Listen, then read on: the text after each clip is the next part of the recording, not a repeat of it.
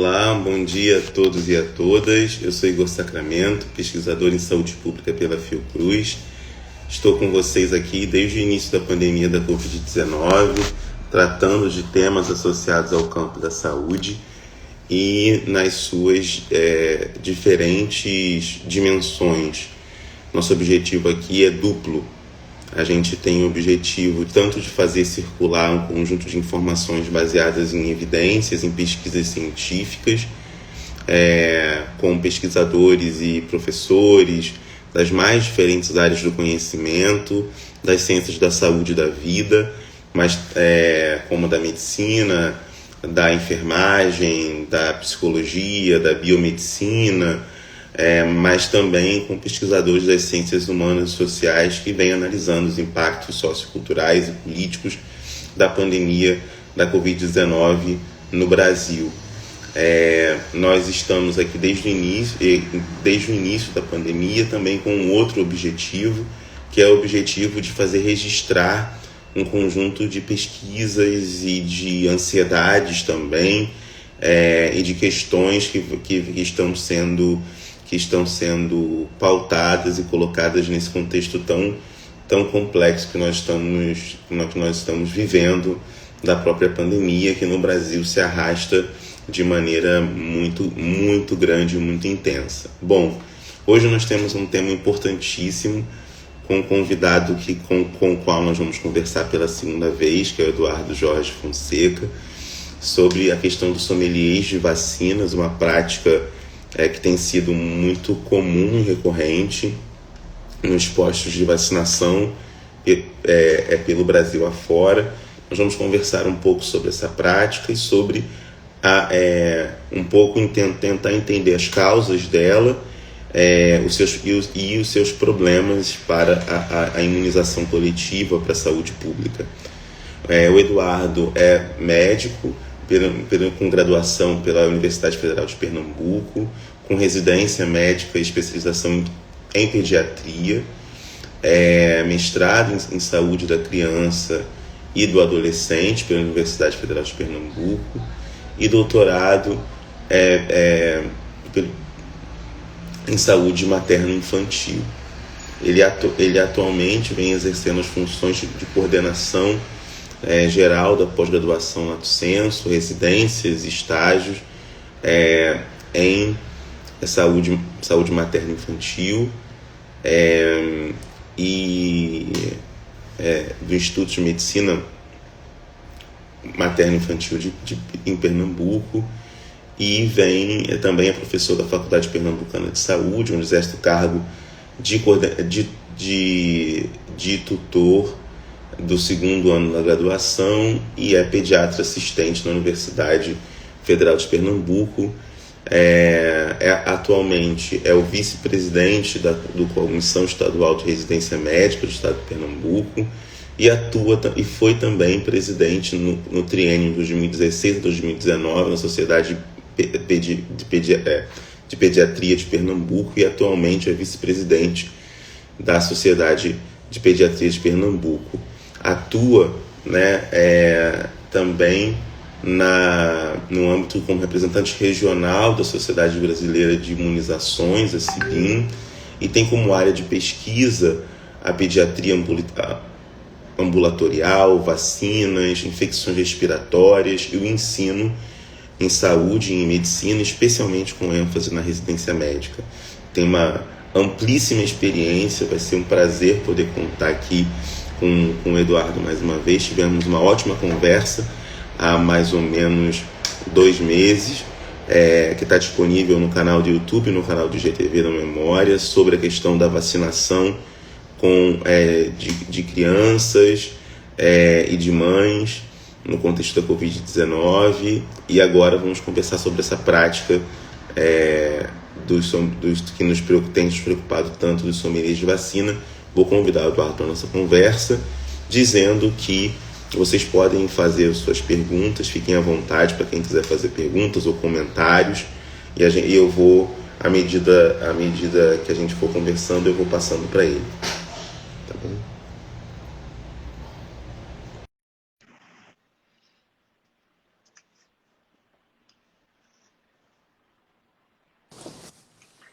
Olá, Eduardo, tudo bem? Opa, Igor, bom dia, amigo. Bom É uma dia. alegria estar aqui outra vez. Vamos É, conversar. vamos conversar. Para mim também é uma alegria. Eu acabei falando com você, mas não pedindo desculpa para as pessoas que estão nos assistindo. Eu tive que atrasar um pouco por uma questão, resolução aqui doméstica, que durante a pandemia a nossa casa virou também nosso trabalho.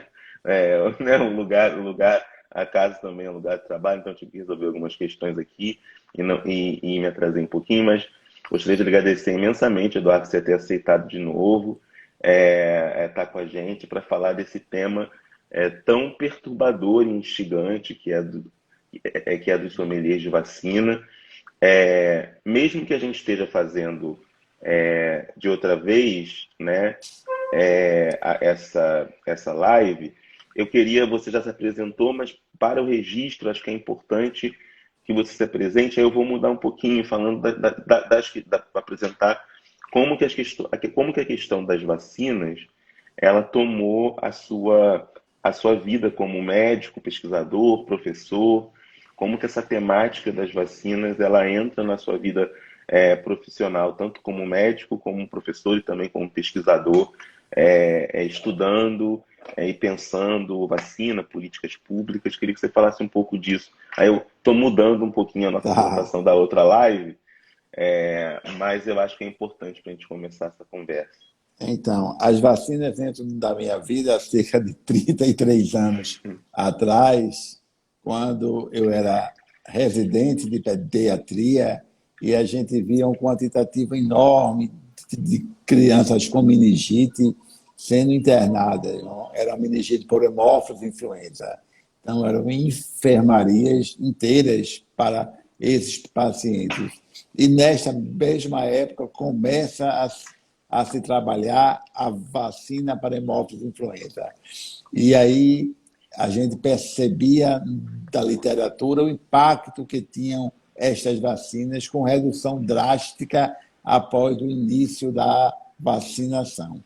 E a partir desse momento eu passei a me interessar pelo tema e progressivamente fui estudando mais e mais e apaixonando mesmo e percebendo que de todas as ações básicas em saúde, aquela que tem maior efetividade, com exceção da água, é a vacina. Então, e em uma pandemia como é a Covid, onde tantas controvérsias aconteceram em relação a tratamento, a diagnóstico, a controle, a gente sabia, tinha a convicção que só com as vacinas a gente conseguirá realmente controlar essa pandemia. Exatamente. E você tocou num ponto bem importante, que são a questão das controvérsias, e é nisso que eu ia começar falando. Como você tem essa experiência longa, além do todo conhecimento, uma longa experiência de 30 anos com vacinação, com o processo de vacinação, estudando a vacinação e as vacinas, eu não me lembro, e eu posso estar sendo equivocado, mas não me lembro de uma prática que tem sido muito comum, que é a da escolha das vacinas tendo em vista fabricantes, por exemplo. Uhum. A gente nunca falou, não sei se você lembra de outro Não, contexto em que essa questão do fabricante ou da origem era tanto. Eu me lembro isso com certa regularidade, alguns boatos sobre a efetividade das vacinas. Eu me lembro no caso da vacina da gripe, no contexto do governo FHC, toda aquela especulação, a vacina é para matar idosos, enfim.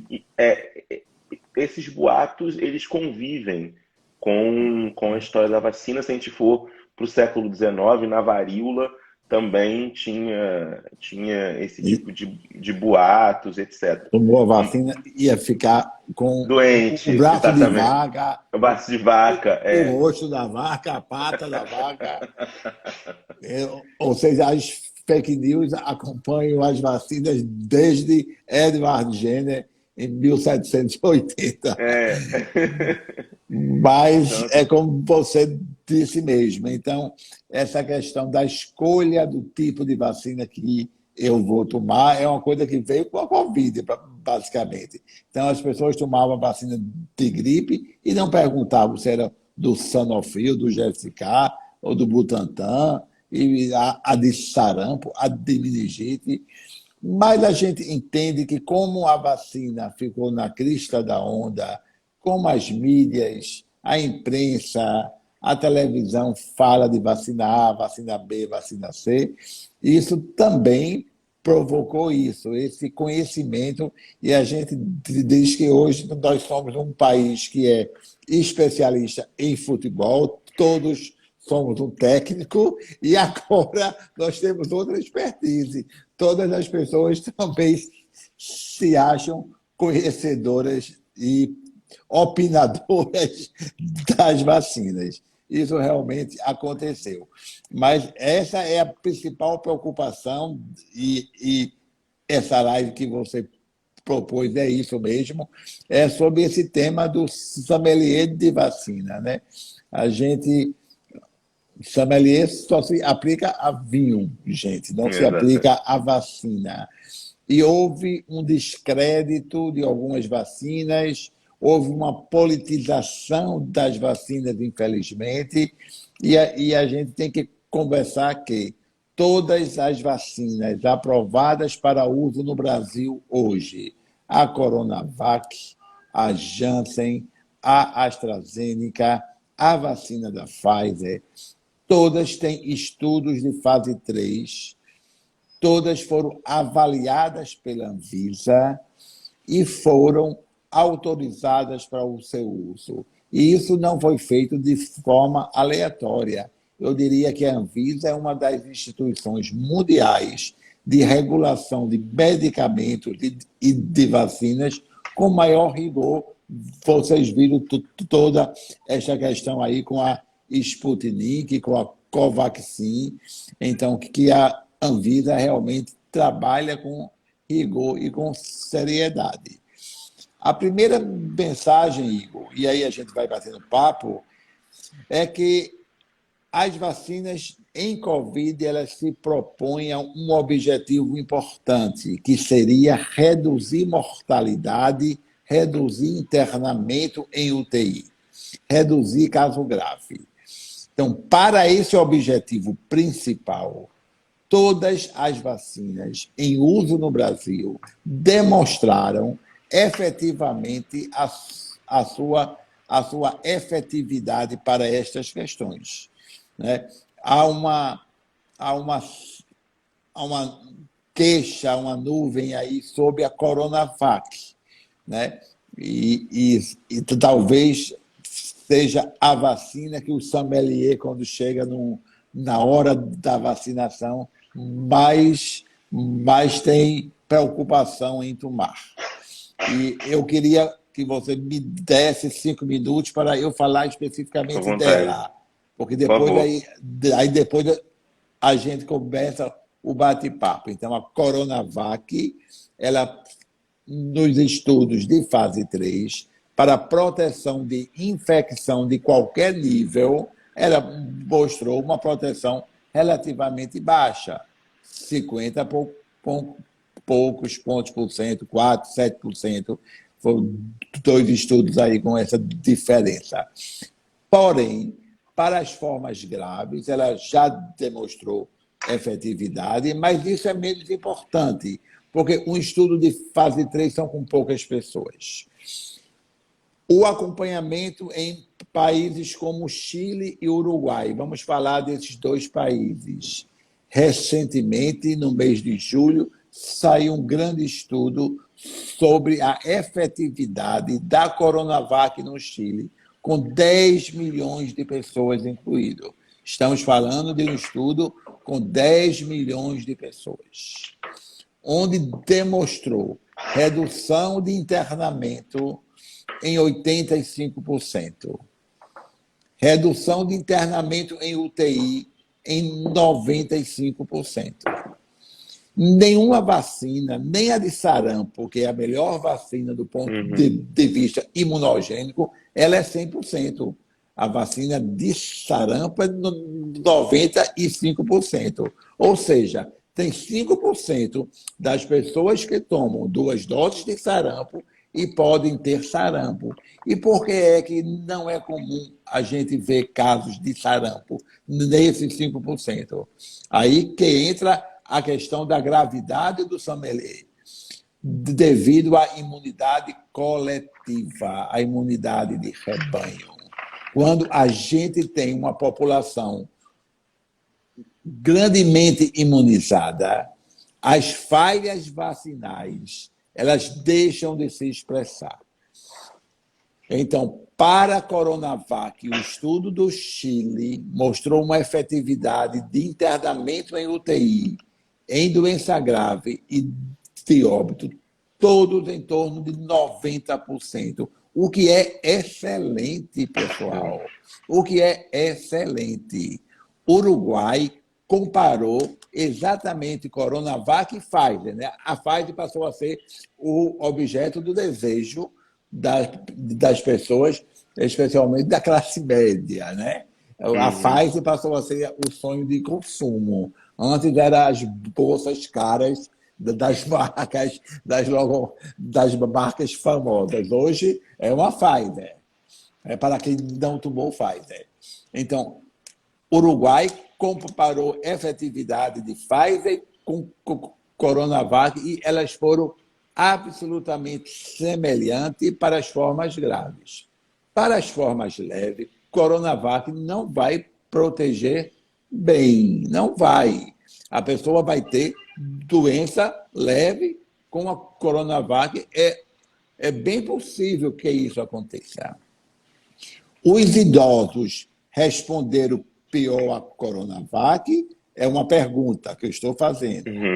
Teve um estudo de Dr. Júlio Croda, uma pessoa super séria, que demonstrou isto. Um estudo pré-print.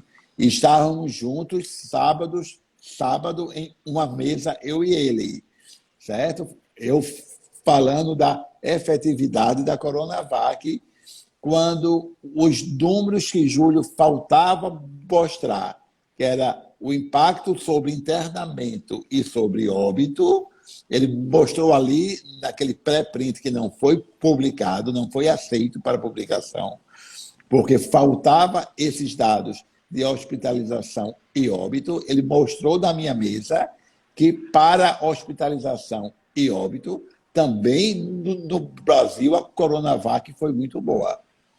Então, ele mostrou em primeira mão esses dados que ainda vão ser divulgados, os dados complementares àquele primeiro estudo dele. Então, Chile e Uruguai comparou também idosos com Coronavac e demonstrou a sua efetividade. O grande risco do sommelier hoje é o quê? Se eu tenho menos pessoas vacinadas, eu tenho um vírus circulante. Se eu tenho um vírus circulante, ele pode sofrer mutação. Hoje é a Delta, amanhã vai ser outra letra. Vai ser outra letra, vai ser o alfabeto grego inteiro. Então, o que é que a gente precisa? É avançar rapidamente com as vacinas, a que tiver disponível. A gente já disse isso 1000 vezes, eu acho, era 10.000 vezes. Mas, repetindo, vacina boa é a vacina que chegou para você, que está no seu braço, que vai te proteger das formas graves e que vai fazer uma redução da circulação do vírus. A gente tem que ter essa imunidade coletiva. A vacinação em Covid, ela ultrapassa uma responsabilidade individual. Ela é uma responsabilidade coletiva. Eu me vacino para me proteger, mas para proteger meu irmão, meu vizinho, meu desconhecido, minha cidade. Eu tenho essa responsabilidade. Então, se toda a população tivesse imunizado, vamos pegar Serrana, que foi um estudo específico de efetividade com a Coronavac, mostrou que quando se vacina toda a população, a efetividade vai lá para cima também, porque o vírus deixa de circular. Aí alguém que está assistindo vai me dizer, eu conheço alguém que tomou 2 Coronavac e está na UTI. Eu conheço também. E vai continuar a ter. Só que esta pessoa é menos de 5% das pessoas que tomaram as 2 doses de Coronavac. Então, eu tenho 95% de efetividade. E quanto menos vírus circular, mais proteção eu vou ter. Então, eu consumi esse tempo, porque eu sei que essa é uma polêmica grande. Então, agora vamos lá com Igor e com as perguntas inteligentes e instigantes dele. Não, querido, foi maravilhoso, assim, porque você deu uma aula sobre alguns pontos importantes e até reforçou a minha postura, que tem sido, quando me perguntam qual vacina que eu tomei, eu falo a vacina para Covid. Né? Eu não tenho mais respondido, porque às vezes essa pergunta ela tem um componente, né, da efetividade, uma coisa que você falou que é muito importante, que a mídia, em geral, mesmo que preste um serviço importante, etc., às vezes ela acaba enfatizando pontos que não são tão relevantes, estou falando do ponto de vista da saúde coletiva, e nesse caso em particular, né? A efetividade das vacinas não é o principal, né, como você bem colocou. Né? Queria que você falasse até um pouco. O principal, a efetividade no sentido vou ter Covid ou não. Né? Isso não é o principal desta vacina. Né? O principal desta vacina é não morrer. É diminuir o número de mortes, diminuir o número de internações de maneira drástica e, mais do que isso, como você bem colocou, proporcionar a imunização coletiva que vai fazer com que esse vírus não circule mais, as pessoas não tenham. Aí vai ter terceira dose? Talvez não precise. Né? Ou talvez precise, ou mas talvez precise. Não hoje, a gente não tem hoje. Esta resposta, não é para hoje, não é para agora. Né? Não é exatamente. O Brasil está com um percentual ainda baixo de pessoas com 2 doses, menos que 20%. Então, eu acho até uma irresponsabilidade a gente estar discutindo hoje terceira dose. Né? Eu acho que a gente vai ter que discutir, sim. Isso vai acontecer assim que a gente tiver com 70% da população imunizada, e isso vai te dar uma tranquilidade, vai dar uma tranquilidade para todos nós na redução da transmissão do vírus, na volta à vida mais ou menos normal. Eu acho que 2 coisas a pandemia trouxe de bom, que é lavagem de mãos, que a gente sempre falava, que é fundamental lavar as mãos, e isso até entre os profissionais de saúde era esquecido. Então, a pandemia trouxe isso, né? A importância de lavar as mãos, de usar álcool gel. Eu acho que isso veio para ficar, ainda bem. Né? E talvez a questão da máscara, que os asiáticos usam tão bem. Né? A máscara, eu acho assim, que veio com uma coisa secundária, Igor. Então, nós tivemos um controle do vírus influenza, do vírus da gripe, mesmo com baixa cobertura. Uma redução drástica dos casos de meningite meningocócica em 2020 e 2021. Então, as doenças transmissíveis por vias aéreas, a máscara está demonstrando um benefício secundário. Além da Covid, ela reduziu meningite meningocócica, ela reduziu gripe, reduziu resfriado. Ou seja, quando diz a gente vai tirar as máscaras, eu acho que tomara que demore mais um pouquinho. Os benefícios foram bem superiores ao malefício, que é nenhum. Agora, se eu estou ao ar livre, na praia, num parque, eu preciso usar máscara sem ninguém junto de mim? Não, né? Mas se eu estou em ambiente fechado, a máscara é uma coisa importantíssima. Mas a gente já está trocando o assunto do sommelier. Vamos voltar para a nossa live. Não, mas sua resposta foi excelente dessa questão dessa falta de percepção, né, fica uma concentração muito grande na efetividade de não adoecer, não pegar, né, usando os termos que estão sendo usados, e não na dimensão da imunização coletiva. E eu queria que, nessa questão do próprio sommelier da vacina, né, um termo muito curioso de ser usado, mas que se aplica na prática do que estão fazendo, você tem, por exemplo, uma difusão muito grande de aplicativos assim, e de posturas muito semelhantes. Eu não sei se no Recife também tem isso, mas de perfis no Twitter, tem uma plataforma de onde se vacinar, que vão dizendo em quais postos de saúde tem quais vacinas. E eu fiquei, quando eu estava pesquisando para a nossa conversa, eu fiquei muito espantado com isso, assim, de ver, né, esse conjunto aí de práticas. É quase, por exemplo, se vai ter blitz, onde tem blitz, onde tem... É uma postura semelhante, assim, né? Então eu vou procurar onde não... para não ter blitz, para não ter lei seca, né? Eu vou passar por onde não tem. É uma postura quase semelhante a essa, que é a postura da irregularidade, né? De fazer algo, de certa maneira, irregular, não necessariamente ilegal, mas imoral, certamente, por conta do contexto que a gente está vivendo, ou com pouca adesão à coletividade. Queria que você falasse disso, dessa postura, né, e como que essa postura pode ser prejudicial já no curto prazo em relação à imunização coletiva e o controle do vírus.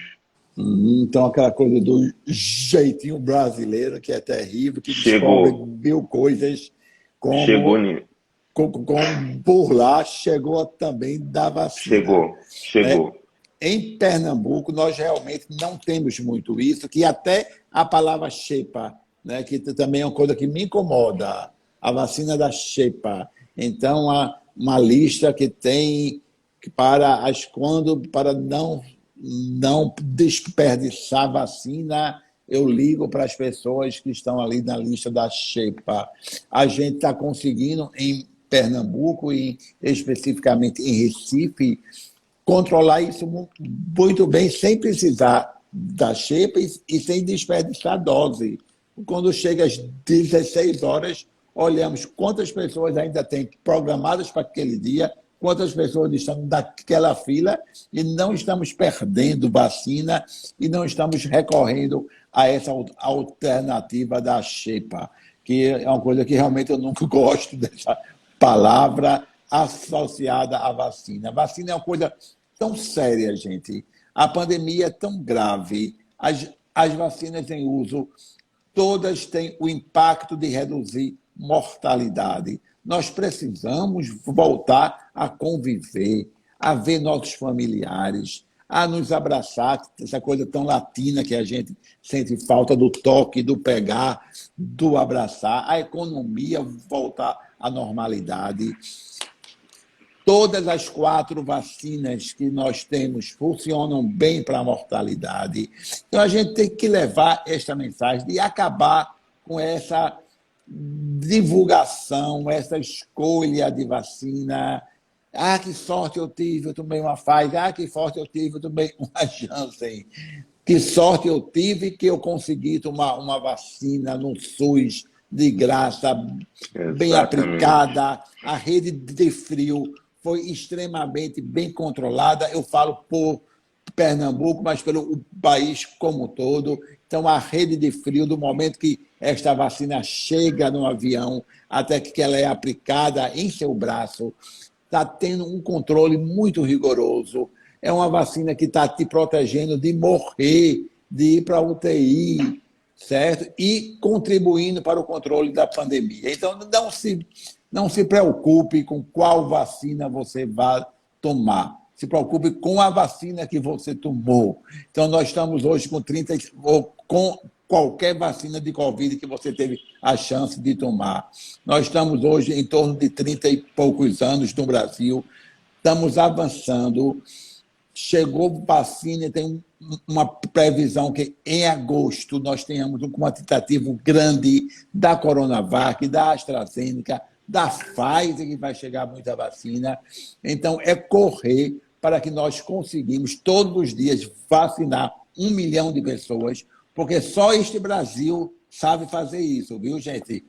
Quando a gente está vendo o impacto da variante Delta na Inglaterra e nos Estados Unidos, é porque eles chegaram nos 60% de pessoas imunizadas e estagnou. Porque as pessoas não querem tomar vacina em alguns desses países desenvolvidos. Então, eles vacinaram 60%, 65% e estagnou. E quem está adoecendo hoje da Inglaterra, por isso que teve os jogos, né? a Copa Europeia, a gente viu o estádio com pessoas, o primeiro-ministro abriu, mas a doença Delta lá está começando a preocupar. Mas tem um estudo recente desta semana, de ontem, mostrando que todas essas pessoas que estão adoecendo são pessoas não imunizadas. E por que essas pessoas não estão imunizadas e poder não estar? Porque eles não têm falta de vacina. Fake news, jovens que acham que não adoecerão de forma grave, e isso está impactando negativamente neles.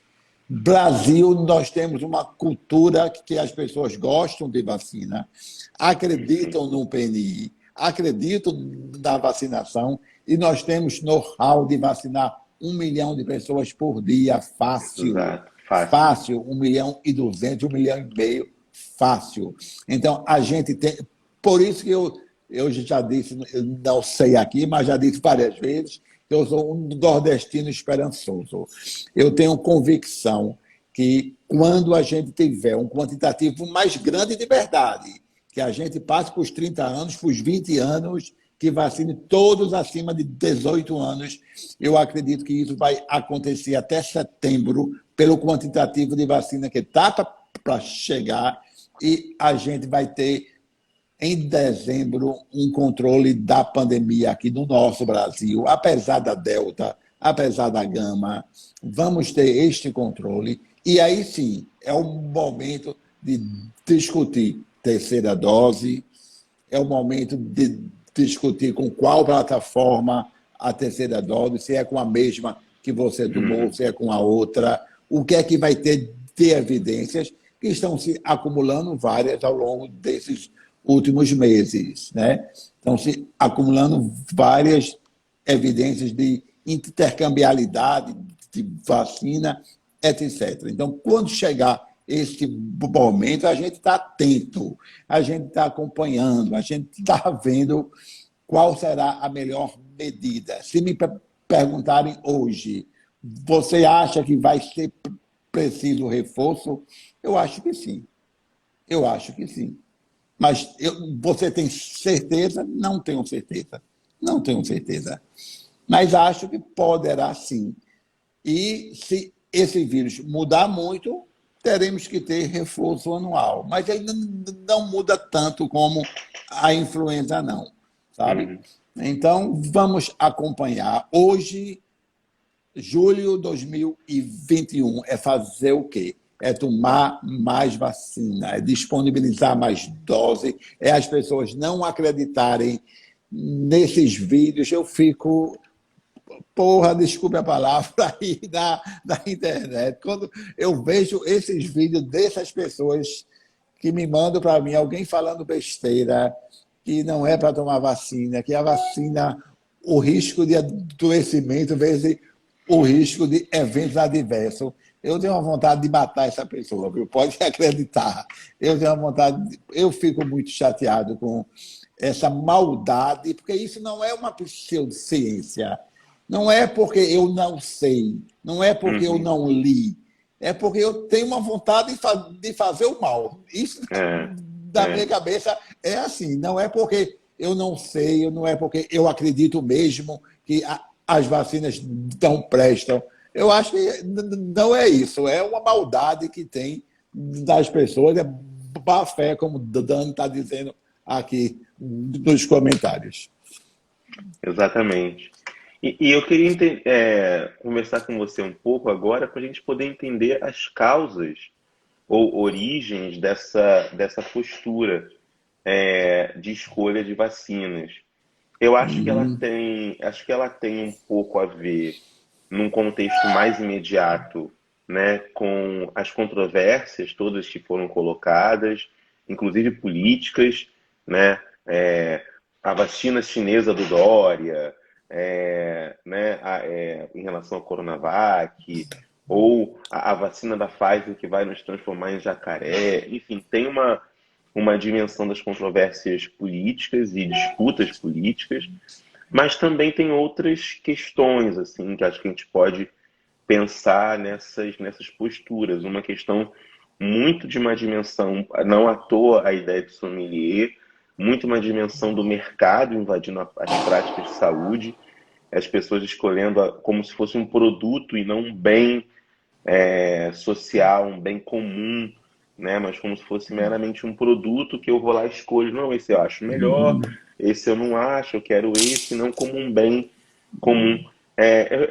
Realmente queria te ouvir um pouco para entender um pouco as causas desse comportamento dessa postura. Por outro lado, e aí vendo ambiguidades, elas demonstram uma vontade de se vacinar, como você falou, mesmo de maneira estranha e controversa e que pode prejudicar a coletividade, mas demonstra uma vontade de se vacinar, né? Mesmo não sendo...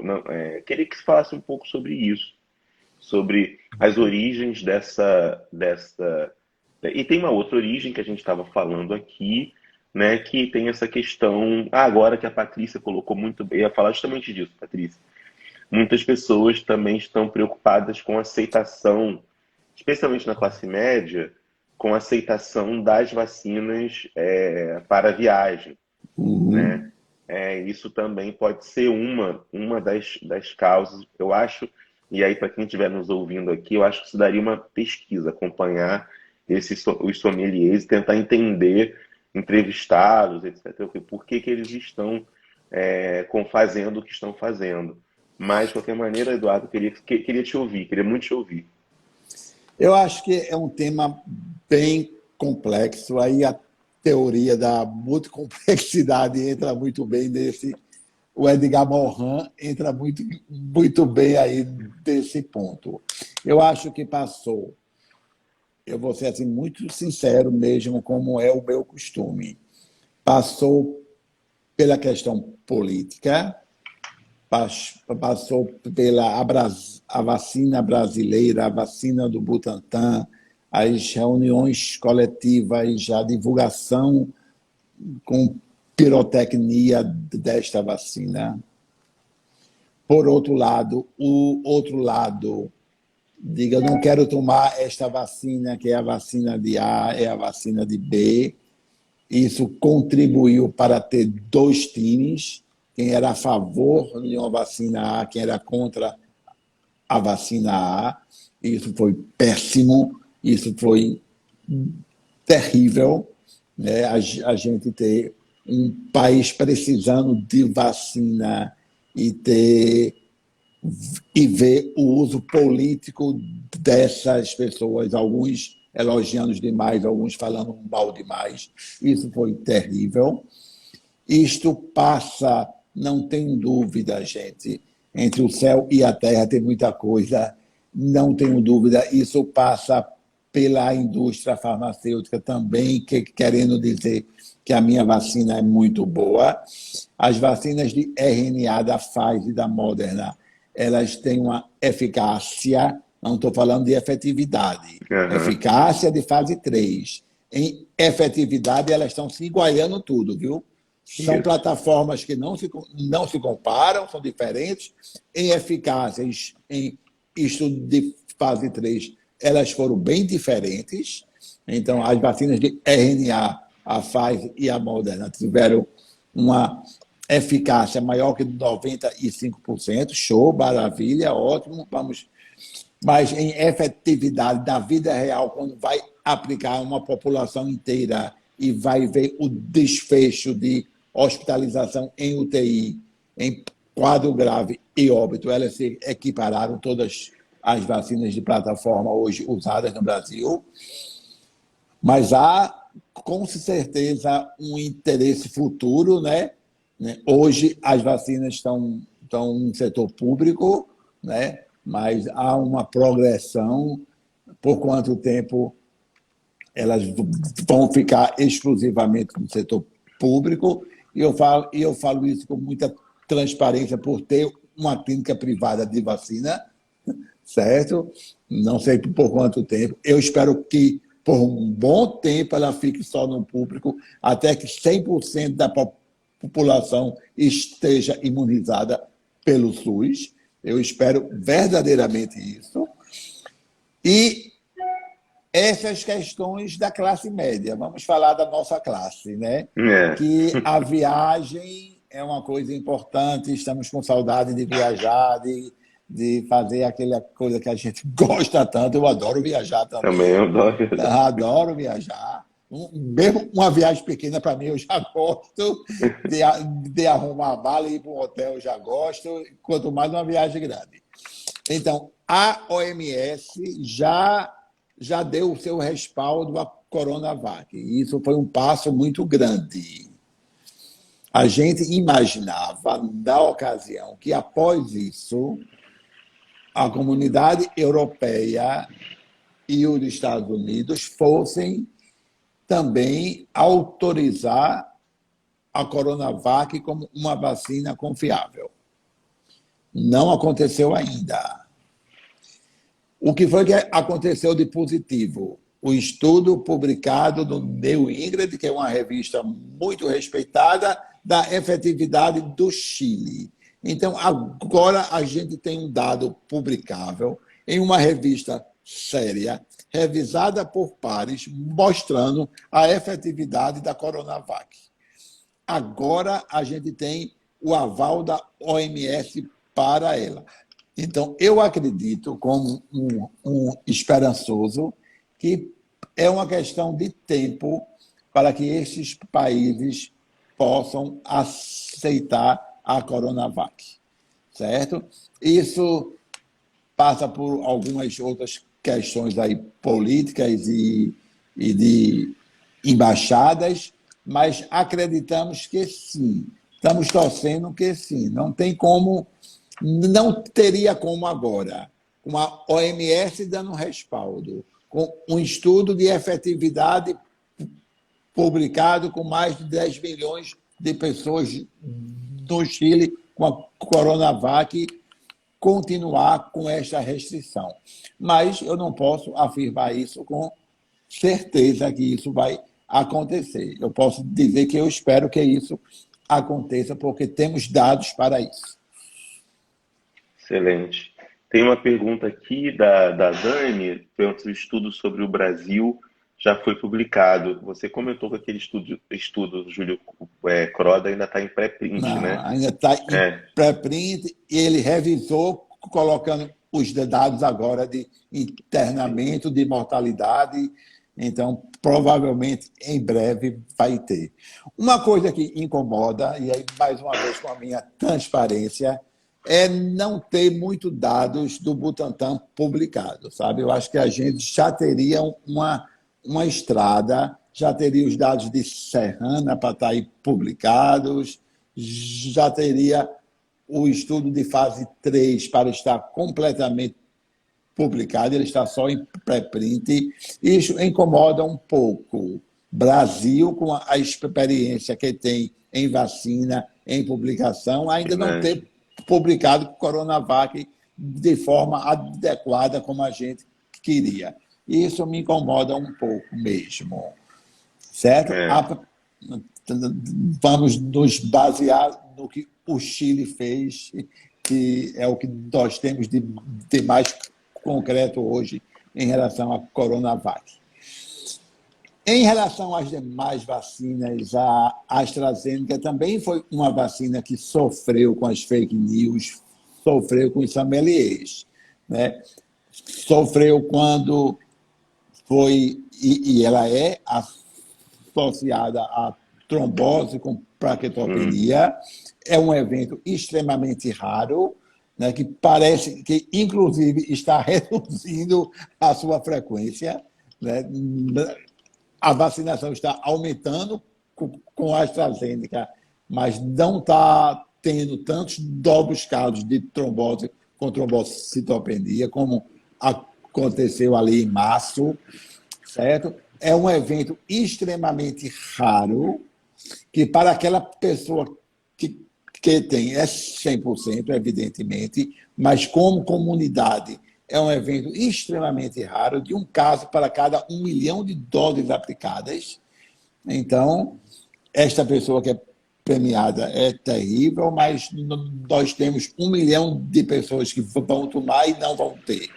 Então, é uma vacina que protege já com a primeira dose e também sofreu muito com isso e com os jovens que tomam e têm febre, dor no corpo e dor de cabeça. E eu sei, vocês não imaginam a quantidade de mensagem, telefonema e e-mail que eu recebo de alguém que tomou uma AstraZeneca e está com febre, está com dor no local da aplicação. Gente, todas as vacinas têm dor no local da aplicação, a maioria. Mialgia, dor no corpo, febre baixa, uma dor de cabeça que desaparece em 24 horas. Comparar isto com ser entubado, morrer de UTI, perder esta vida, contaminar uma comunidade, são coisas tão diferentes, são coisas tão incomparáveis, que eu fico querendo também, Igor, querendo pensar o que faz essa pessoa ficar tão preocupada.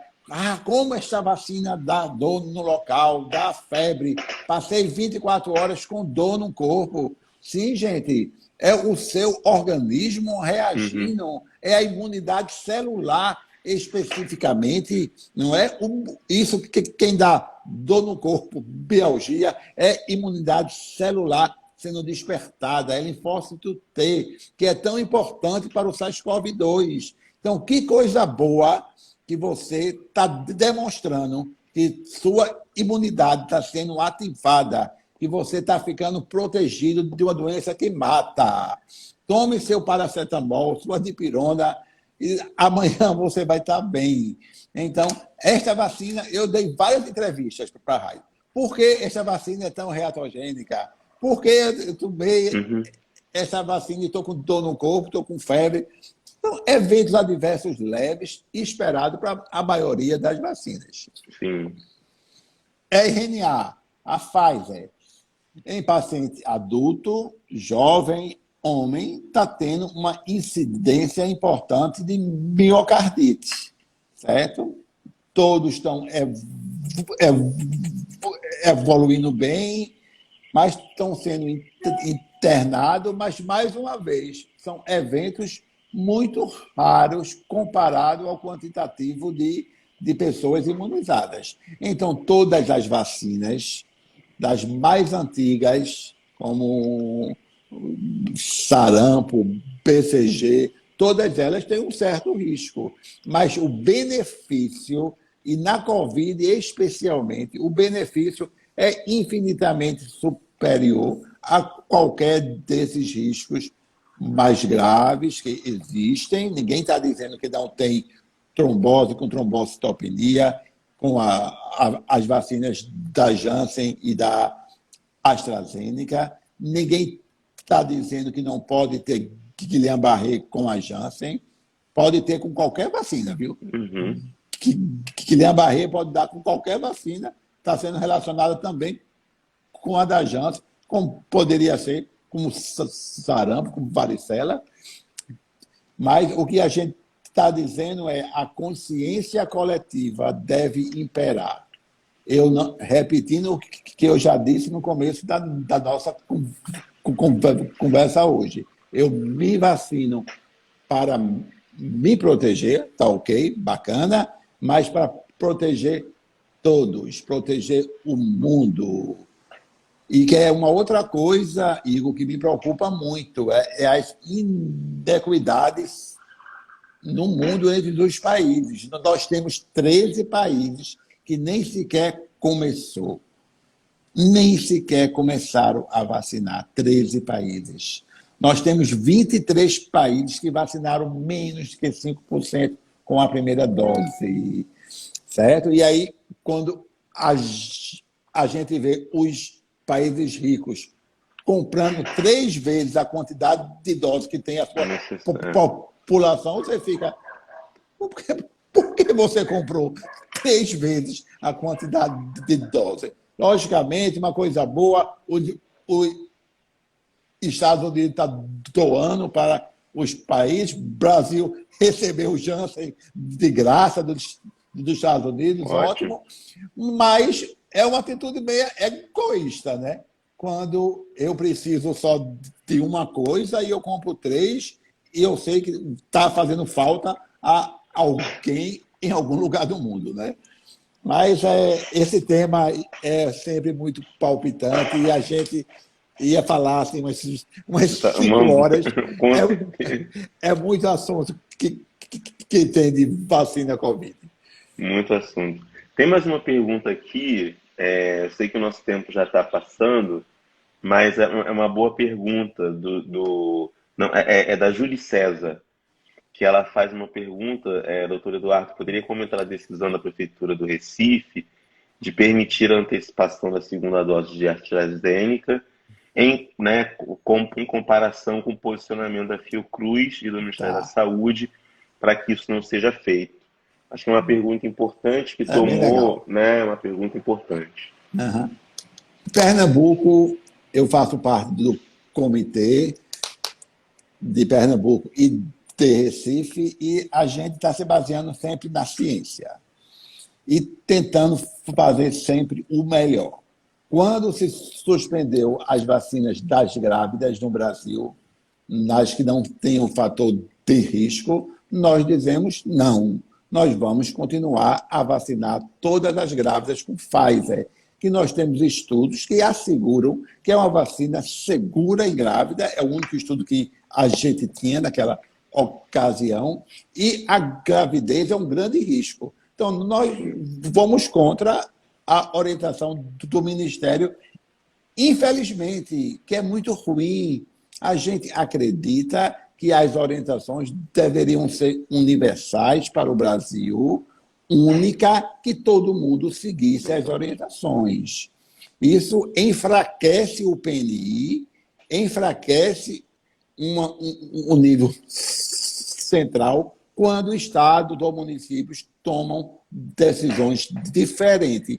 Mas, às vezes, a gente tem que tomar para proteger a população e eu não tenho medo disso e eu dou a minha cara a bufete para conversar mesmo. O que foi que aconteceu quando resolvemos reduzir a AstraZeneca de 90 para 60 dias? Chegou um lote de vacina AstraZeneca grande, carimbada, dizendo que não poderia usar para a primeira dose, que só poderia guardar para a segunda dose. Eu não tenho a menor dúvida que, no momento que a gente está hoje, nós precisamos avançar na primeira dose. Ter mais pessoas vacinadas com a primeira dose é mais importante do que completar esquema de quem já começou. Por quê? Com uma dose, eu já dou uma certa proteção. Como a coisa não está controlada, eu preciso expandir a vacinação. Só que essas doses que chegaram para Pernambuco, elas vieram com a orientação, não pode ser feita na primeira dose. Aí eu tenho um estudo do Lancet que comprova que menos de 60 dias não deve ser feita, mas que acima de 60 dias, e comparando 60 com 90 dias, há uma diferença não significativa. No dia 15 de junho, o Reino Unido, que é o pai da vacina AstraZeneca pela Universidade de Oxford, baixou para 60 dias e eu ia ter vacinas na prateleira aguardando os 90 dias, que não poderia ampliar a primeira dose. Então, eu fui um defensor e continuo sendo. Se chegar outra vez vacina carimbada para fazer a segunda dose, é mais lógico antecipar, sem perder a efetividade, para 60 dias. Marcamos todas as vacinas que tinha reservada para a segunda dose e acabou. Esse lote que veio carimbado só para a segunda dose. Então, como só chegou agora as vacinas para a primeira dose e acabou este lote, teve que voltar ao esquema tradicional de 90 dias. Então, entenderam, pessoal? Nós baixamos para 60 dias, porque nós não poderíamos ter avançado com estas vacinas, e essas foram específicas para a segunda dose. Como eu sei, a literatura sabe, o Reino Unido baixou para 60 dias, vamos baixar também. Marcamos todo mundo com 60 dias até acabar o estoque dessas vacinas que iam ficar na prateleira, aguardando os 90 dias, e a variante Delta com risco iminente, né? Então, esta foi a opção naquela época. Então, foi basicamente isso que aconteceu. Perfeito, perfeito. Não, e perfeitas colocações, né, que você traz, assim, especialmente porque foi uma decisão baseada na ciência, né? Tanto com evidências científicas muito importantes e que o Ministério, né, na configuração atual, infelizmente, eu vou sublinhar o infelizmente, infelizmente. não tem se baseado, né, todas as suas decisões em evidências científicas. E eu repito, infelizmente. Então, é importante que nesse momento, mas eu acho que concordo com sua fala inicial, acho que o PNI é muito forte e o SUS também vai sobreviver a esse momento da Covid. E mais, eu acho que o apoio que o SUS tem tido da população, né, nesse momento, a observação da importância do SUS, de um sistema único de saúde, eu acho que tem sido um ganho, se a gente pode dizer assim, para a Covid. Eu tenho observado como eu não via antes, tantas pessoas que não defendiam o SUS ou sequer sabiam que vacina tinha a ver com o SUS, né?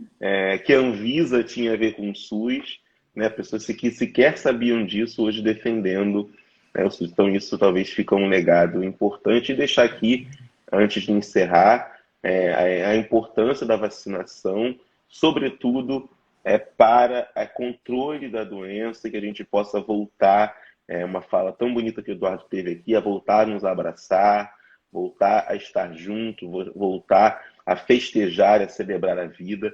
Então a vacina é muito importante. Vacina boa é a vacina no nosso braço, é a vacina no braço de todos os brasileiros. Queria agradecer muitíssimo, Eduardo, desculpa ter avançado aí na hora, mas o papo tá ótimo, e fica à vontade para poder encerrar a conversa com alguma consideração, e queria agradecer muito. Não, agradeço outra vez, sempre é muito agradável a conversa com você, e a gente presta um serviço à comunidade ao divulgar informações de qualidade. É isso que a gente vem fazendo sempre, e eu não me furto de contribuir para isso. E é isso, gente. Não vamos escolher vacina boa, vacina do braço. Acreditem e lutem e divulguem isso com cada uma das pessoas com quem vocês convivem. Um bom dia para todos. Fiquem com Deus. Bom dia, muito obrigado. Dizer que a live vai ficar disponível no canal do Memória, do IGTV, e também no canal no YouTube, para quem quiser fazer a divulgação, fazer circular essas informações aqui que são baseadas em evidência, em pesquisas. Acho que é muito, muito importante. Queria agradecer mais uma vez, Eduardo. Um grande abraço. Tchau, amigo. Tchau, Tchau, tchau. pessoal.